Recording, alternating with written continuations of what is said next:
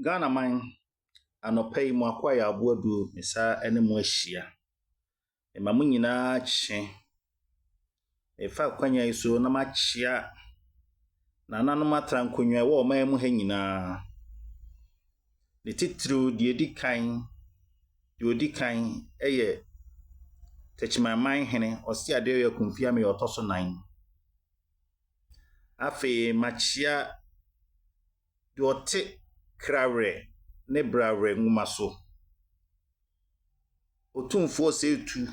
a otoso mienu. Asante wura. Na machia na nanom nyinara. Wana wote ahemfu badwa kuo obi wonti anase Presidents of Regional House of Chiefs. Ene na nanom nyinara. Na masa ato nsa frɛ se de bia meka ho asɛm no afi nafak baso watachiman from 25th to 31st of October. Ti dura o man nyina momfa mo ani nkyere ha na mometie momra mehwɛ region bia na se mantam bia na bakosem ne enhyehyɛ nkafra ene efa ne culture ebeboa amayate nioma bebre ase. Ene me sorry ye me hu video bi eno ho ase na meka oze se wokwa we si me we youth me wa Asante youth Bono champion youth ene ne yekeka eka ho youth societies ne de eye ebeboa ama adesua bebre aba nanso de ana awerɛho ene kasatwitwi a ewuwom etoda bonse youth ni hia yenka abakosem na nkasa ye ka kasatwitwi ebi nso wa na ye ka abakosem no ye ka na ye de personal sentiments ewuram emwa na ne nyina haw ne nyina ne se etoda ya na empanimfo ni bi nso ka ho. Ene video a me hu ye a me ka ho asem no efa Bono champion youth minuanom me ne mo anete ha me ne mo ane free ha press conference bi a wo ye ense ne bebre ho a eye na enso so ebi ho nso so a na esi ni freni ex wo kire ni freni kwan a won nyina weden wo yira o kasa na o kan se won ti ase de ntia otumfo kasa ni nu akuma ene na natachiman hene menim se wakohwe video no otumfo ni nu ya prekope ene na natachiman hene emra 2017 otumfo ba besia akọ nkransa se nkransa hena na woda family na friends na okay nkransa man hene woye otumfo ba woye na natachiman hene nso ba fi se wonua wonyina wo mienu woye anuanom enti ba akoba ye ba akoba na se ye bekai a emra otumfo duru ha no eye na natachiman hene chiame a wanya ne ba bi ko chiame usu ansa kasa no o se otumfo se etu wonua kuma na kumfia miaw a otoso 9 me pa cho sa asem no otumfo na kan aye enti asem bi aye na emom ne mu di asem a na doma hene kan aye na chi na mo de ye press conference no mon kan hu se na doma hene oyo henkese na enso sa asem no na wo kana oya obi wonimu eno nti na ma wo kan sa asem ni nyina na sente sa na se ono de to ho se no kore tachima akonwa eba ya che pa Bono akonwa no eba ya mra na free Bono manso eba tachima no what the bar count for no more. So we one for no free wa. My kind of say, and when the kind said ye yakin kind no. Say no crana no credit no yakin kind yenim. I miss me too. Sabreno na kwamaya konyanso so bai. Ansa na Asante akonya bi say as na Asante man no kure ni ho. Nanso so ekwan a obi beye pani no eye niam bebre. Sente saade a simzesi a doma nana doma hene wo se doma na ye adua na piesie. Ebi nso se asumenya na ye adua na piesie. Wana wo se asumenya na ye adua na piesie no kiremu se nana doma hene efra asumenya ana doma afo fra asumenya. Ebi se aduanafo no omo no nkiremu na me kire yi o. Aduanafo no egu ahodo miensa. Aduana twea no asefo ene doma asumenya kumawu ene nkuro bi so ka ho. Na maame enano miensa a ofiri maame baako asefo na de odi kan no ye frɛ no yeboa na asefo ne domafo. De otosomi ye frɛ no obi ya owu anini ono na asefo ne asumenyafo.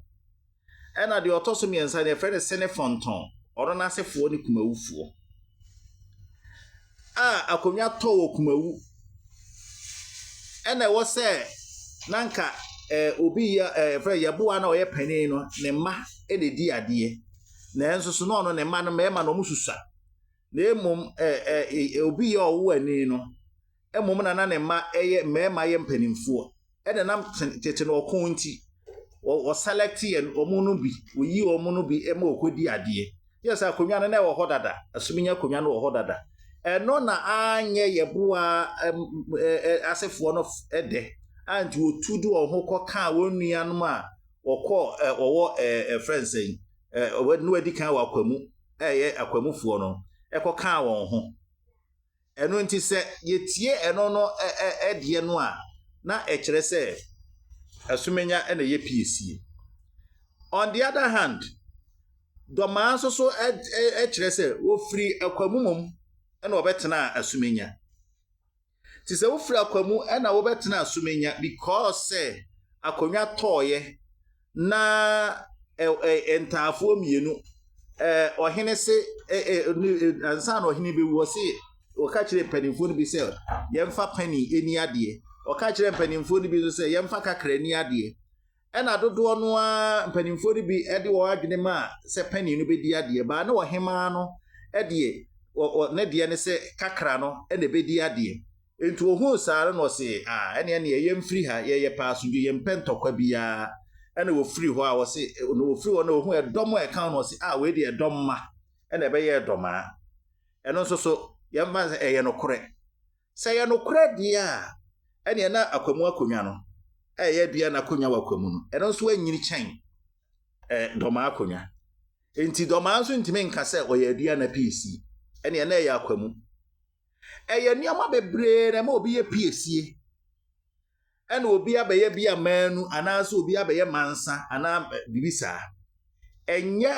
se akonwa ne ba ye nko a yemko twerese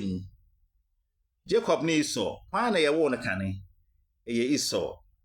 nanso emre bi edanen ma Jacob ye de panin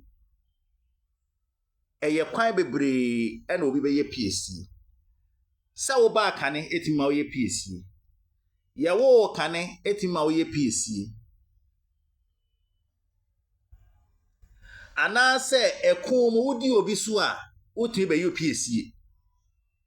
sente sa ene nka Asante memu hompo no kumasi akonwa no a edi Asante man nyina so no wo pie wasumenya Asante wo be pie wasumenya Asante man so odi ka betena kokofu enti kebeka se kokofu akonwa eye pani nanso nya ne sa enti mabunu ye ka history no ye nsua ne yie bio obi oni mamamre bia nim se nkransa konwa eye Sante hina konwa nkransa hene Asante hene ba nkransa konwa no ankasa Asante hene bo ma na yere ene ne ba enti ukotena ba bi ka se ye nkransafo ye nka Asante ho a woni ni awoka so won se mre bi a mpanimfo bi kotena wo ka asa ansem no ka ye no omo wie no omo sa akọ odwa atoa e wo manhia enti ade bia wo ye no ka no kore se de esitie asomdue e na no kore e de asomdue ba na no kore e de ntiase ba menye patapa emfa nya ade dabi yemfa patapa enka asem se yakota wo hini bi achi abrawo nim amamre ne se de esitie ebi oho a ebi a ne awoka bi wa eye no kore de eye no kore no waka na emoma nkodi obi achi abrawo nkenkan hunuye ana wo musa enhu ebi okora wo kofie kobusa na ohina wo wa ukuro mo beka cho sei baby a wo konde enka nkoho nti mabuno mesremo ohaw bia ni bono eni Asante ntem kamen ntena hankasa ohaw bia eni bono eni Asante ntem enkamen ntena hankasa na emo ohaw eda ho no menteme ho ase a ewo doma eni esikadwa anasa Asante na doma hene no won agenda na dabi na mo beti agenda na se asemi a make no kure trudo senne na doma hene invite me a metimi agina nanim aka die nti a make se enema history ni bi ho a or twist no na ne amesere mabunu mamu ni politics achi enko kania eni kwan se moka efise baby a ukọ pure bono ahinkuro tachimaya MPP fo wo ho NDC fo wo ho bono nkuro na kanti se wanchi ne